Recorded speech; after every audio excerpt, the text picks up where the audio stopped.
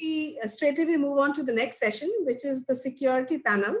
On the session, topic name is Top 10 Priorities for CISOs in the After Corona World. And let me quickly introduce the panelists. We have Mr. Bala Ramanan, who is the AVP Risk and Compliance, Microland Limited. Mr. Bala Ramanan has over 24 plus years of experience and is working with Microland for more than 16 years. At Microland, he has been entrusted with the role of a CISO to ensure that Microland offices and delivery centers are secure and compliant. Mr. Ramanan has significant experience in cybersecurity domain and is instrumental in redefining Microland cybersecurity strategy. He has helped many organizations to implement effective security measures. Mr. Ramanan has won both national and international awards and is a member of the Open Compliance and Ethics Group and was the co-chair for the International Association of Privacy Professionals, Bangalore chapter, for a tenure of 2 years. He has worked extensively and is knowledgeable on cybersecurity, privacy, business continuity, contractual compliance, and statutory and regulatory domains. I warmly welcome you, Mr. Bala Ramanan, sir. Now, our next welcome, sir. Our next panelist is Mr. Sanjay Prasad, who is the CIO of RPSG CESC Power Group. Prior to RPSG CESC Power Group, Mr. Sanjay Prasad was the CIO for Tata Power. His current focus areas are enterprise systems management and governance, interventions through digital technology and cybersecurity. As part of the mentorship team of IIT Bombay Society for Innovation and Entrepreneurship, and as part of an angel investing fraternity, he is keenly associated with startups and niche partners in diverse areas. His earlier roles were primarily those of CIO and technology and business head for innovation enablement through the CTO's office in TCS and the tech service business units in TCS and Citigroup, with prior progressive stints in Colgate, Unilever, and Tata Motors. Mr. Sanjay Prasad is a BE from Jadavpur University and an MBA from XLRI, and a recipient of the Tata Global Innovista Award, and is a fellow and former vice president of the Computer Society of India, and he is also a senior member of the ACN. I warmly welcome you, Mr. Sanjay Prasad, sir. Our next panelist is Mr. Sriram Lakshmanan, who is the Vice President, Cybersecurity Assurance, Genpact. Mr. Lakshmanan is responsible for cybersecurity assurance at Genpact, and he leads the teams to meet or exceed Genpact's commitments to client information security, expectations, and that of Genpact's management. This includes continually maturing the security posture through management systems like ISO 27001.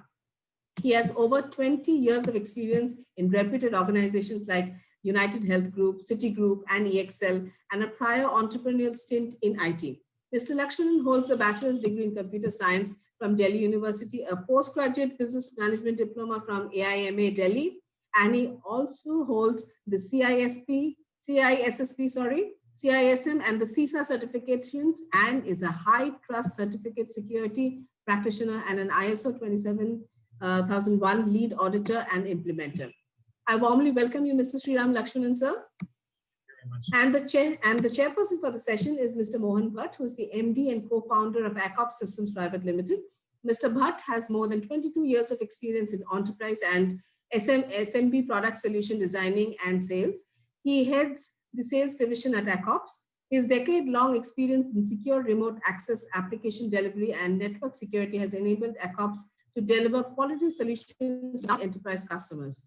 Prior to ACOPS, Mr. Bhatt managed the national pre-sales team for NeoAxle, now acquired by VMware. At NeoAxle, he was instrumental in setting up NeoAxle's sales operation in India.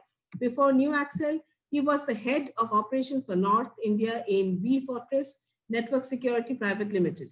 Mr. Bhatt headed several quality control and technical support divisions in Bangalore, like HeartQuest, systems domains in the previous companies that he has worked in. I warmly welcome you, Mr. Mohan Bhatt, sir. And ladies and gentlemen, again, a reminder that there's a Q&A box. In case you have some pertinent and relevant questions, kindly post them. And we will handle this question at the end of the session. And I now hand over the session to you, Mr. Bhatt, the security panel, top 10 priorities for CISOs in the after Corona world. Over to you, sir.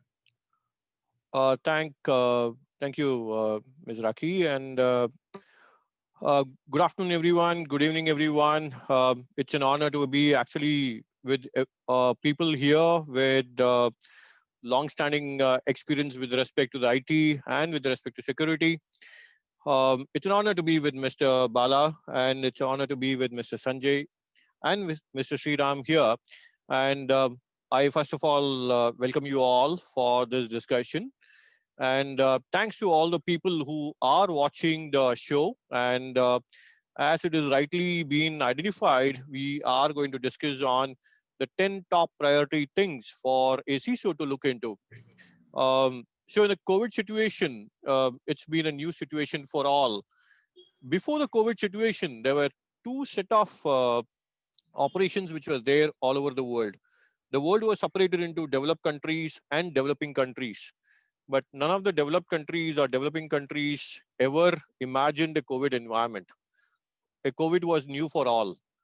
I had attended many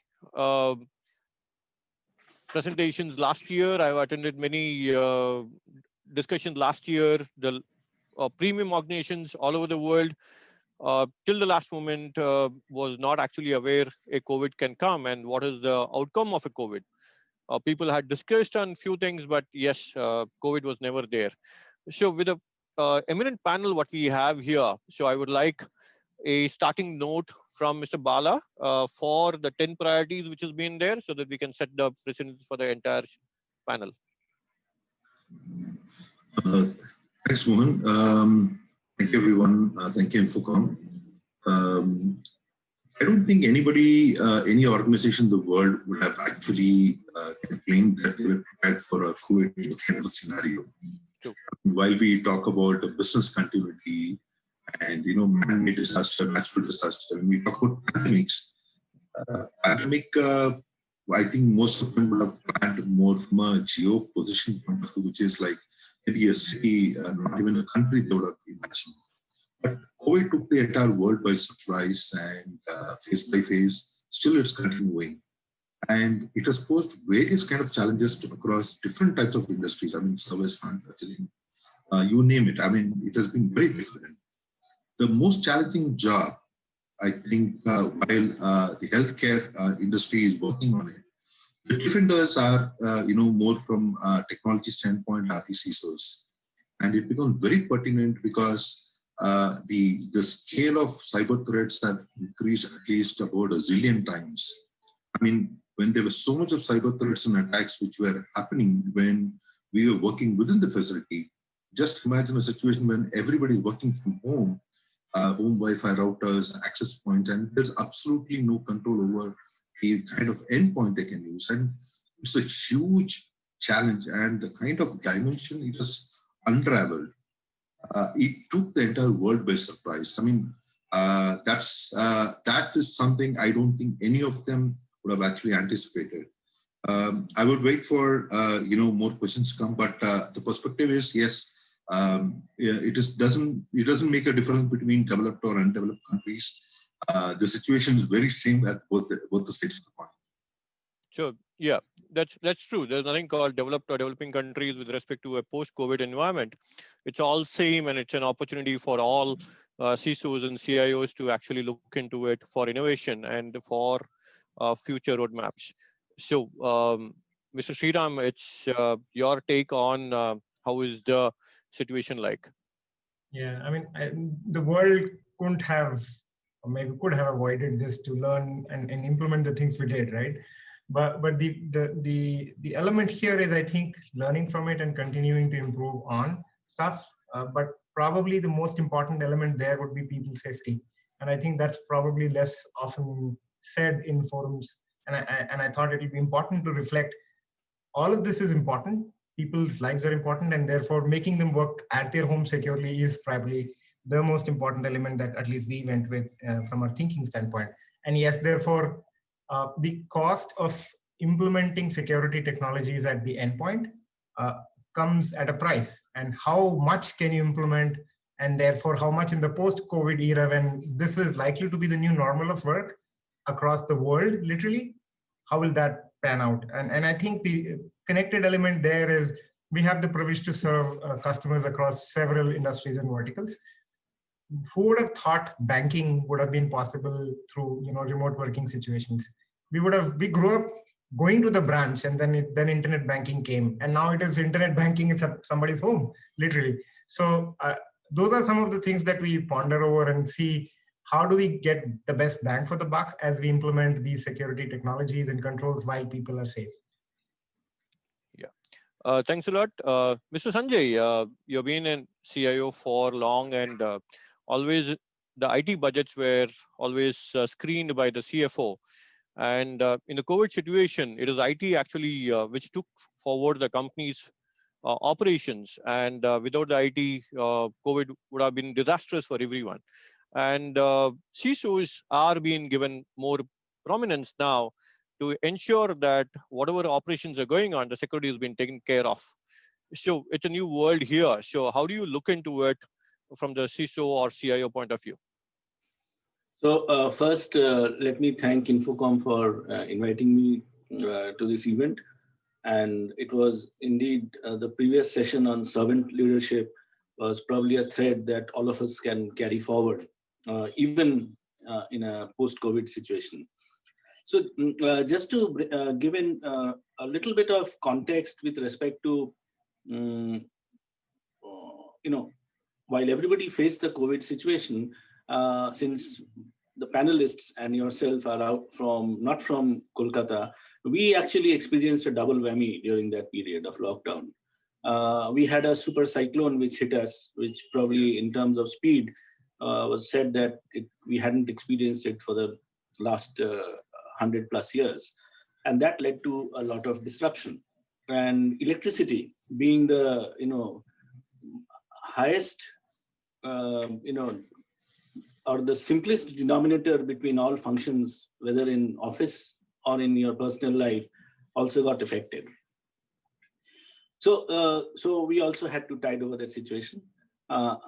Coming back to the challenges that one saw as a custodian of information is we saw that about 200 pre-COVID 200 million endpoints was supposed to be the composite volume worldwide, which sort of quadrupled because of demands that came in on the business.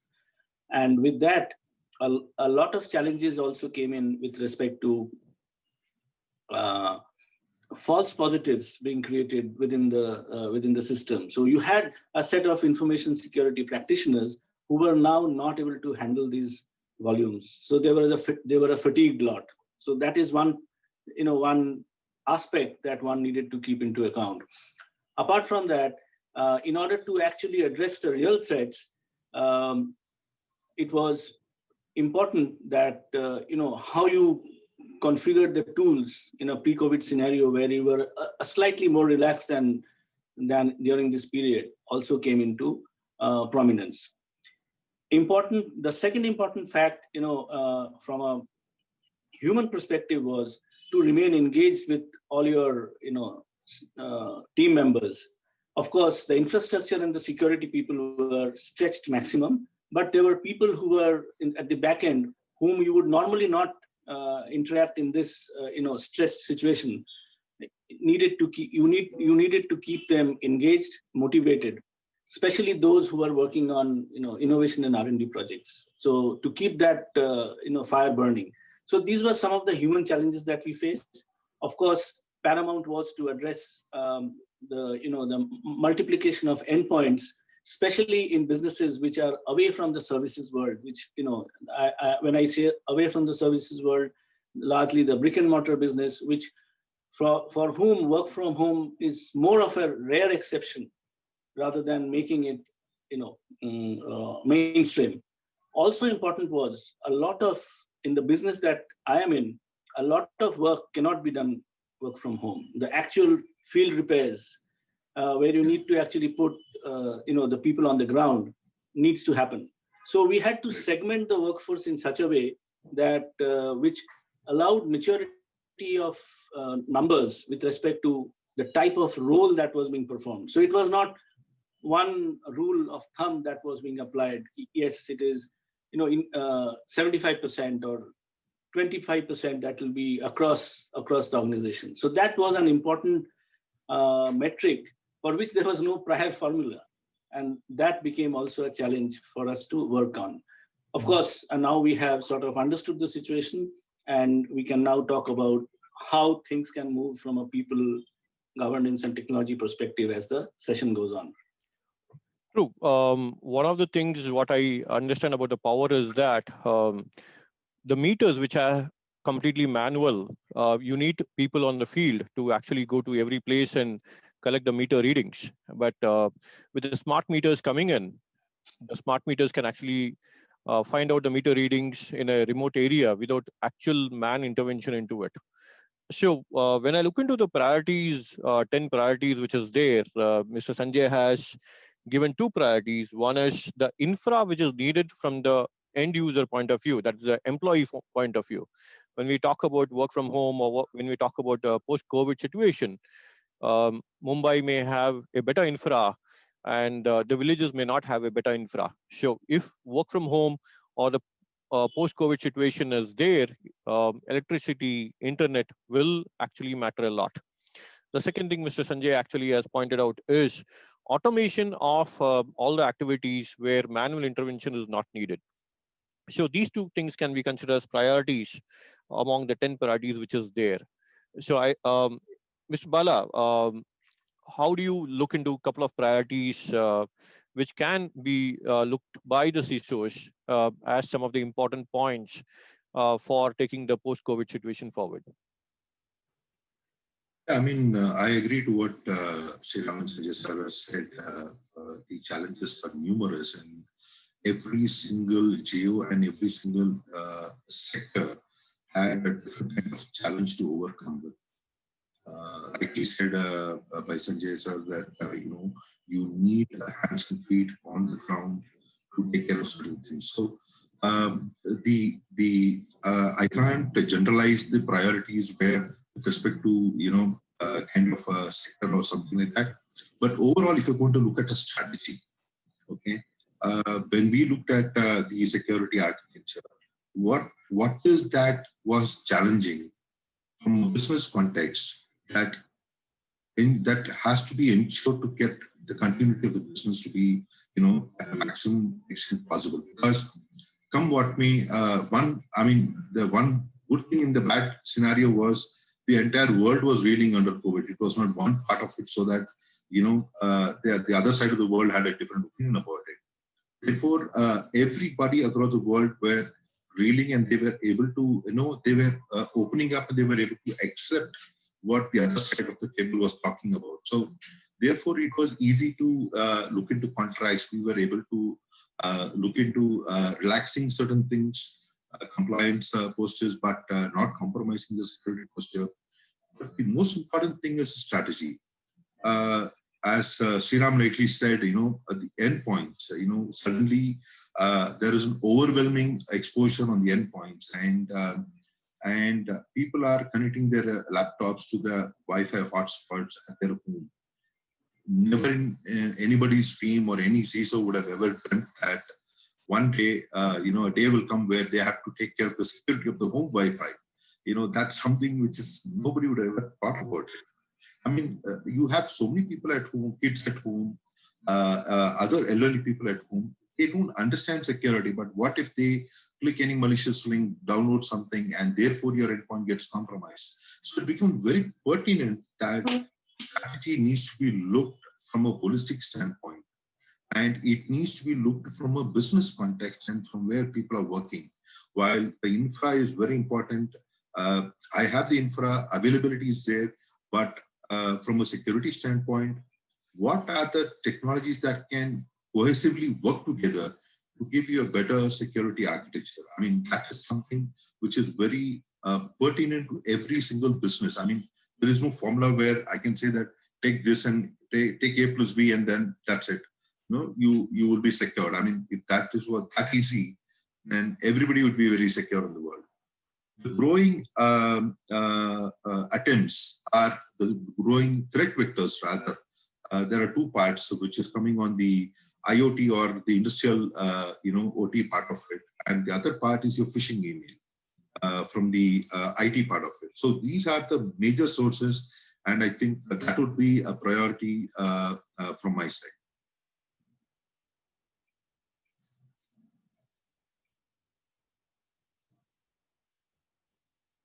You're on mute, Mohan.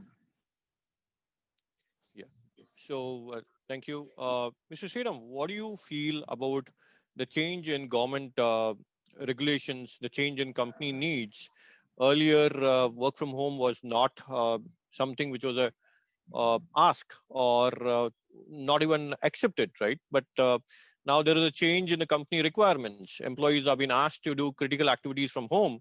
Government has been giving permission to work from home. So in the time of cybersecurity threats, how do you feel the mindset of an organization has to look into, or the CISOs has to look into how things can happen?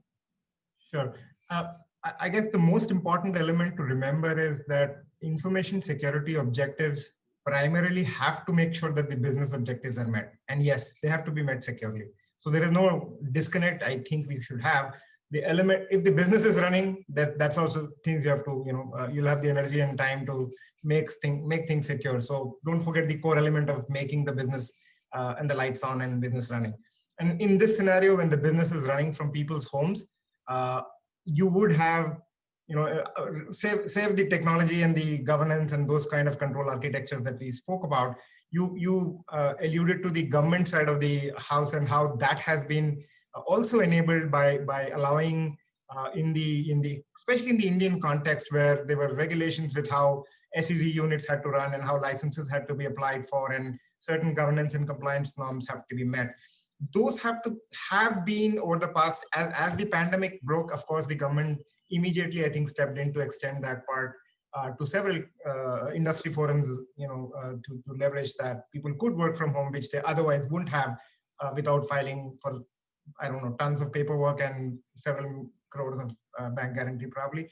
That has been done away with. And I think with the recent changes that the government announced, the ability for companies to, especially in the non-voice area, to leverage that and work from home and have a different way of meeting the requirements that the government originally set out with, I think is a welcome move. It does now give you the firepower to do it with a better peace of mind, if you will, from a paperwork perspective and the ability to meet the requirements of the government perspective. So my take on this would be, whether it is the DOT licensing regimes or the SEZ norms or the STPI ones, the ability to, from a government public people partnership perspective, has definitely moved much more simpler, and it has enabled a lot of industries to capitalize where possible. I know Mr. Prasad mentioned, there would be some areas where it is not, you need hands and feet literally to fix things, but wherever it is possible, especially in the ITES areas, it is a welcome move, I would say. Okay. Thank you, Mr. Sriram. Mr. Sanjay, the thing is, in the post-COVID situation, cloud solutions and service solutions, which is there, software as a service solution is also booming a lot. So one is, we are looking at a security from work from home has to be prioritized. And the second thing is that data centers are moving to the cloud. There is a unique push for organizations to move their data centers to the cloud. And we feel that skill sets is supposed to be enhanced across verticals, so that the cloud solutions and our new required skill sets are going to be a challenging thing. So you can put some word on that? Yeah, just a minute. Yeah. So Mohan, I just wanted to react to a point that you made a little earlier with respect to smart meters. Yeah. So in terms of coverage, we do have a presence of smart meters as well as prepaid meters in our ecosystem. Okay. And which obviously does take care of a certain part of the consumer population. With respect to that set of people who got affected by way of legacy meters, we also made a provision of trust billing, which is also a concept which is picking up now, whereby it enables the consumer to actually report their reading, whether it is a gas meter or an electricity meter. And in terms of the outages that happened due to the super cyclone, we actually put the network back. About upwards of 5,000 poles had got disrupted, and we had to put the network back in a record 7 days, which would normally take the developing countries upwards of 2 weeks to bring normalcy. So I just wanted to bring that point relevant with respect to the point that you made. Yeah. Coming back to skill sets, and I would touch upon skill sets and a bit of governance. I talked about the case of false positives. Yeah. So apart from information security personnel being certified in their respective areas, it is also important that AI/ML training is not only a preserve of those who are developing application systems.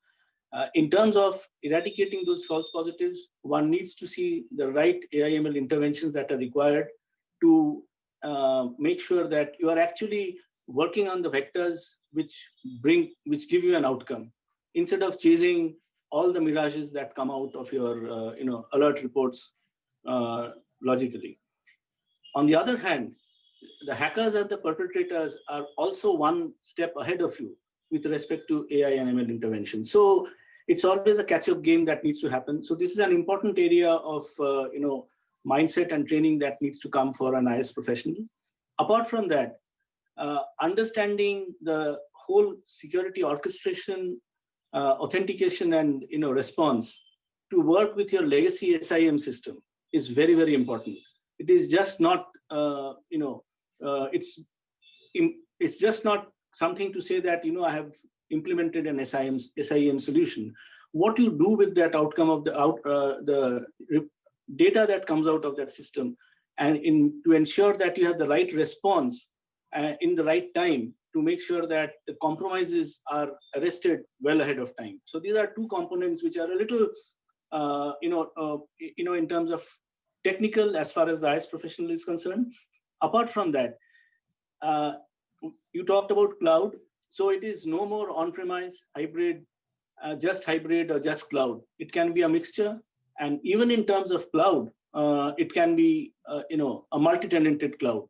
So before the infrastructure personnel or the application systems personnel actually hires a provider to provide you that cloud services, the information security personnel should be part of the team to ensure that you don't do a post-mortem, rather than you prepare yourself for that situation where you can avoid pitfalls with respect to data leakage. Of course, the major cloud providers are seemingly well equipped to handle this, and some element of comfort, but even if you outsource jobs, the responsibility and accountability does not go away from you. Okay. In terms of skill sets, I also wanted to talk about, if you look at the NIST framework, we should, typically people have a mindset, and this is more to do with how your organization takes you, that yes, you need these ABC tools, you need an antivirus, an SIEM, or in terms of threat intelligence tools. The budget is given, and you say that yes, I have bought and implemented them. But it is important to see that you have only addressed probably of the 5 boxes that you have in terms of identify, protect, detect, respond, and recover. You have probably done only 1.5 of all those 5. Configuration is an important piece which must be accompanied with a skilled peer review to see that you have actually plugged all the loopholes. Otherwise, you might have existence of certain connections to some remote Tor nodes which you are completely not aware of, or or there could be somebody sitting on your network maliciously hibernating and actually pulling you from day to day before they make a much more stronger attack and cripples you. So secondly, the information security personnel should be independent of the IT infrastructure and the IT application teams. Legacy-wise, the information security personnel in most of the Indian firms still continue to be part of IT infrastructure, and which is something that the organization, the management, and the IT management also must ensure that this independence of functions should be provided. And therefore, which doesn't mean that he becomes a blocker. He should be a watchful enabler, because business also needs to run. So at this point, I'm just, sort of taking a pause, and I have a couple of points which will come at the end and, sort of elaborate. Mohan, sorry to interrupt. Yeah. Just to add to what Sanjay said, because something came from my mind, what we did there. When you go to the management for any kind of a budget approval, the first thing they are asking is, what is the ROI for the solution which has been already implemented? What are they working and all those stuff? One of the experiences we had quite some time back was, whenever somebody implements a security technology, right, a technology might contain, say, about 50 features. And for that point in time, the organization would have enabled only 30 features and not all the 50. Okay. True. And this is not documented, and it just goes out of the mind. And later, when you look at review this after maybe a couple of years as to are those 20 features which I didn't enable then are relevant now, can I enable it? We found that without spending a single extra penny, just by looking at all the security solutions and the features that were not enabled, we reviewed it and we enabled whatever was relevant and pertinent. We were able to improve our security posture close to 20% without a single penny investment. Yeah. No, that is something which really, really helped us. And I keep telling all my friends and all my customers, my peer groups that, this is one of the most, this is like your hidden gold. You already have it, but, your predecessor must have done something and we are not even aware of it. And what the technology is capable of. And that is something, it's a gold mine, I'm telling you. Very much. So that's where skill sets comes in and a mindset comes in. Many technologies are already there in an organization. It's only about fine-tuning the requirements so that we can take the new challenges. So one more thing which comes into criticality is earlier it was all people working from office and people working from designated areas like branches and everything. But now when people are working from home, how is the data protection coming into focus? Because a person working from home can always download the data, and that's becoming a considerable amount of concern for organizations. And the next thing is biometrics have been used extensively now in the name of authentication. And there is a pros and cons of it, right? On one side, we look into the biometrics as the way in which an authentication can be done. And other side, we look at biometrics as a theft of your privacy, right? So what are the balance you're looking at in case Mr. Bala or Sriram? You want to go for it? Sure. Very interesting perspective, because here, from a services standpoint, like I said earlier, we have the privilege to serve several customers, several industries across several parts of the globe. And in the context of remote working, when somebody's at somebody's house, somebody's working from home, physical security, the badging process has already gone for a toss. What is a badging process at home, right? And the building cameras we used to have obviously is no longer going to be applicable. So, and then you touch upon the element of how data downloads and those kind of elements play an important element to the whole picture, especially when the endpoints needn't to be corporate managed. We do have BYOD in the several use cases in some of the businesses, not necessarily in our company, but in the industry at least.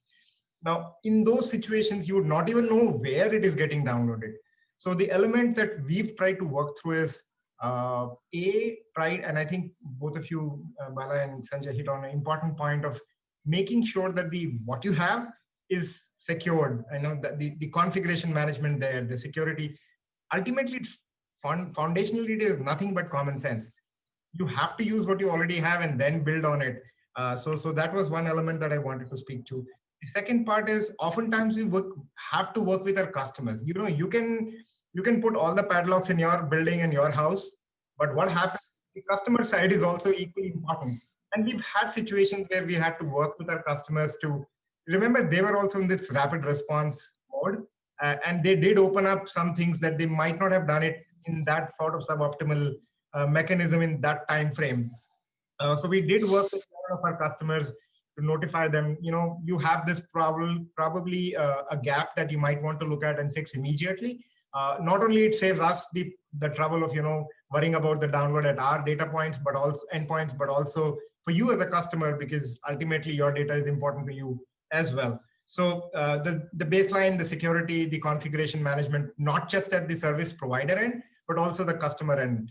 And those conversations to me have actually helped create a very different rhythm with our customers now. And the beauty of this whole engagement has been that at several CXO levels, these topics are now almost table stakes. So earlier it was most of a questioning slash audit type of a conversation. Now it is more participative. And you know what? Let's find out the best way to protect each other's environment and not cause insecurities in that sense. So that was the second element.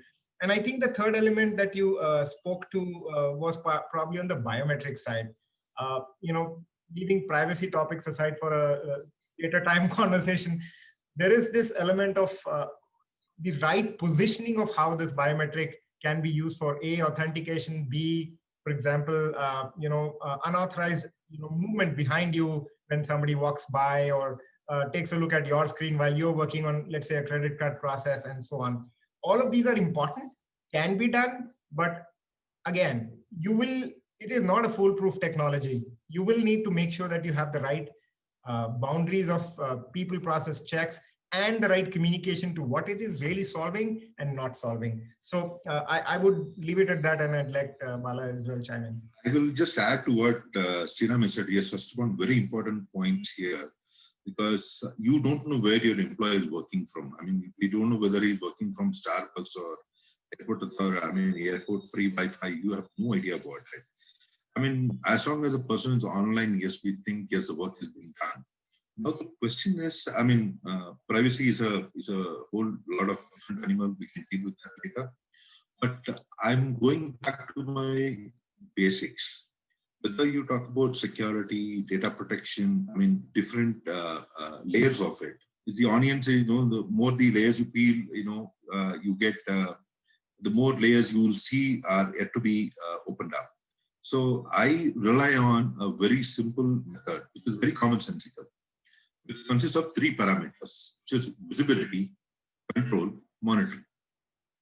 So either you talk about data protection, you talk about security, you talk about productivity, the first thing needed is visibility. Who is that person? Where is the person working from? I mean, are they accessing the applications? I mean, is the data available? Whatever they are supposed to see is only being shown to them. So visibility is first something needs to be, be made open. If you don't have visibility, you can't control.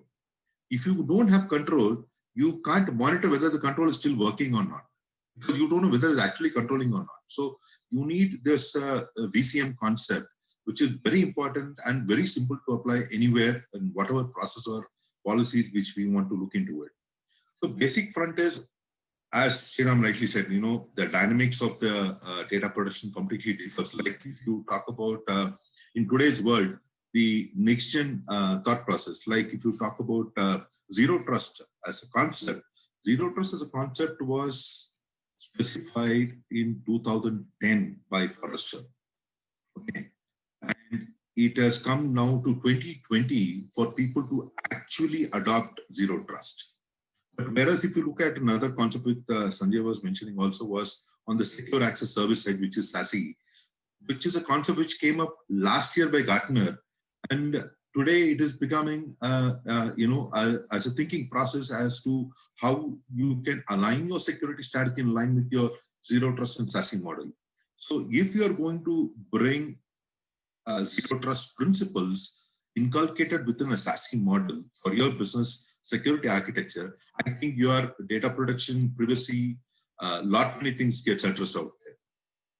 Thanks, Mr. Bala. We are short of time. So, Mr. Sanjay, I would like to have the importance of forensics actually. Now, we are talking about the security, we are talking about access, we are talking about work from home, SaaS and everything. Now, what do you feel the importance of forensics is going to be, because each industry is different from its customers, different from its operations and everything.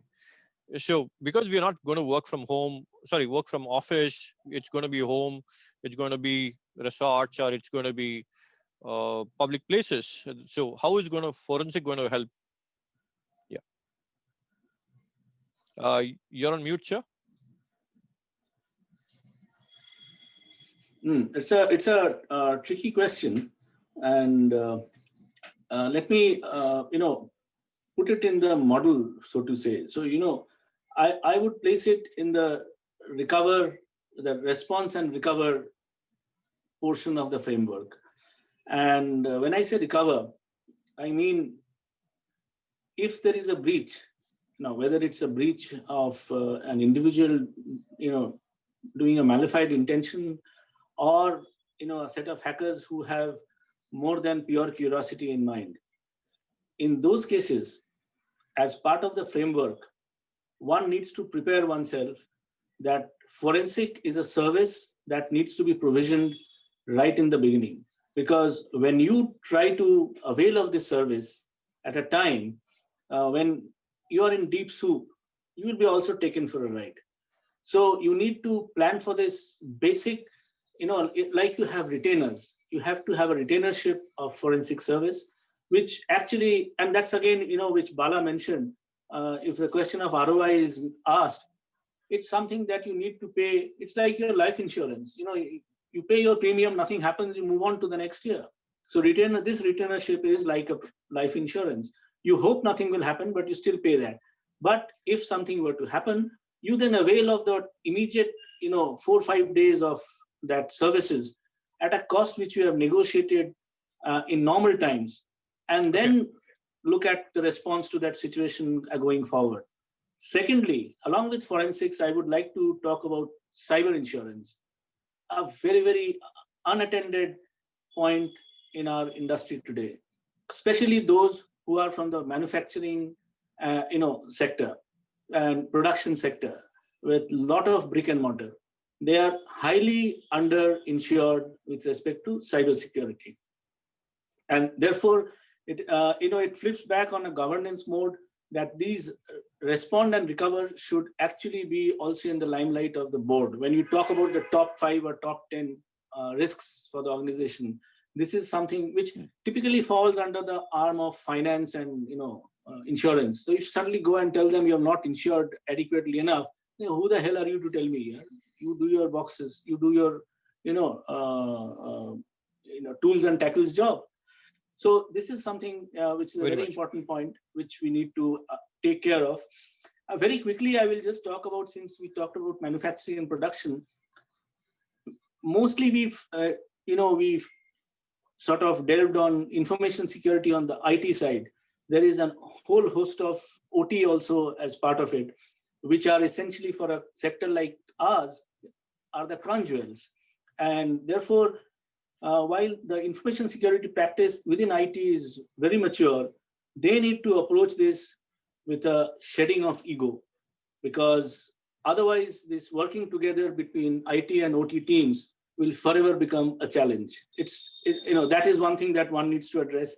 And this again should get driven as part of advocacy. You should put it up to the board so that the board takes the mandate and says, no, you guys need to work together. And especially in the way that IoT has pervaded in the OT arena, in terms of, in order to do very quick fixes of sensor enablement, you would have lightweight protocols like a telemetry protocol like MQTT, which is very which is low bandwidth, very easy to implement, but you have to be careful what sort of data you are leaking out as part of this protocol. So this balancing one needs to do as you do more and more digitalization in the OT world, in the machine-to-machine world. Yeah, thank you.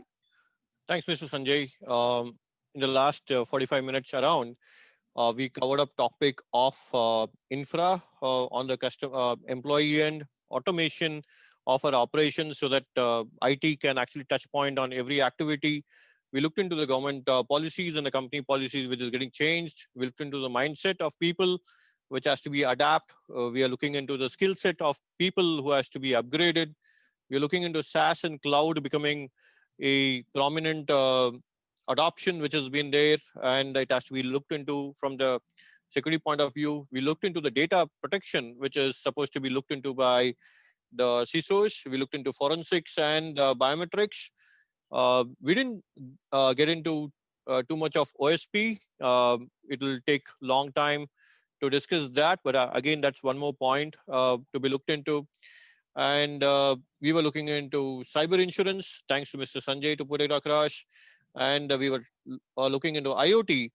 And the next thing which will come is do away with a lot of technologies now, because in the post-COVID situation, HRMS application, attendance, biometric attendance in office, and video visibility of a person, all that is going to go off.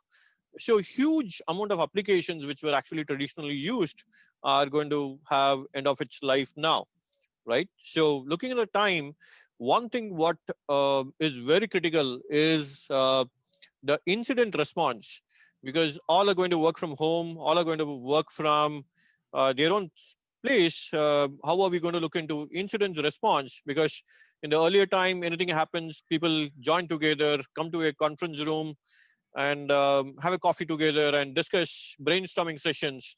Now, how are we going to get together for an incident? So we have two minutes from everyone. So take your time. Yeah, thanks, Mohan. Before we get into that, there was one point which I missed out to kind of say as part of the priorities, which is the backups. While we are moving towards a different kind of a combination, cloud, on-prem, so many things. So here what happens is offline backup of your critical data is something which every organization needs to ensure. I mean, God forbid, in case you get compromised, then at least you will be able to bounce back within a stipulated period of time. Having said that, I have one more take on that. The backup get lost, and what will happen? See, that is where the resiliency, as Sanjay was saying, the process. So I was talking to a team which was doing a video recording on all the activities which has been there, but that video recording could be played on any player, right? So if the video recording of an employees is going to a wrong hand, right, then anything and everything is gone for a toss. So that is where we have to see this as a holistic part of it. I mean, it's not a separate silo, but backup is also part of your security architecture. As Sanjay rightly said, when the earlier gone are the days where IT used to work in a separate silo and InfoSec used to work in a separate silo. I mean, the objectives have to be, they have to converge. I mean, IT can't say that I will do backup, it's your job to protect. I mean, it can't work like that, right? So a lot of collaboration is happening, a lot of convergence is happening across all the levels of the organization, which is a very good sign. As Sriram also was pointing out, the layers are being, when customers are opening up and saying that, okay, let us see how we can help each other to make this happen. That's the level of discussion which is happening right now, which is very important. So incident response, yes, again, that's a very dicey area. That is something which is very important. A company can't do away with it. You need to, as Sanjay rightly said, that should be a first thing rather than being at the last. So I would just say that, and I will pass on to Mr. Sanjay. I concur. You can't plan for an incident after it has happened. It has to happen much ahead. So Mr. Prasad brought that up beautifully. So I concur fully.